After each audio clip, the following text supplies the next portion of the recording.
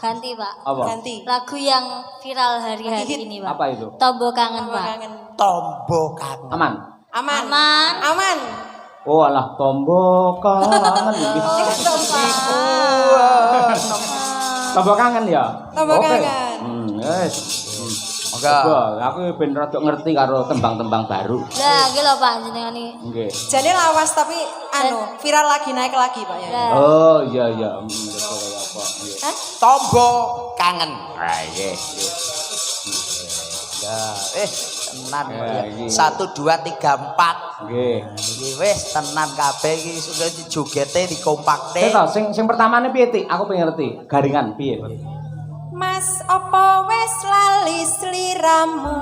Nah, Dek semono yen dolan karo aku. Heeh. Pancen wes suwe ra tau ketemu. Wes sak mestine lali aku. Waduh. Apik to? Tapi kalau sing nyanyi saya tetap bagus. Oh iya. Apik no, sapa sik lho aku. Kan nganggo ngelik Pak Yoyo. Pakai ngelik kalau jam segini. Ngelik barang iki lho. eh Lagune Ngeliknya harus beda. modele cekoke tularan aku. Biasanya au. Coba aku pengen ngerti ya, coba diaturake. Nggih. Monggo. Gong lu to tak iki mau. Ah, nggih. Ya. Wis padha karo Soryudo lah. Ayo. Monggo, tombo kangen. kangen dados.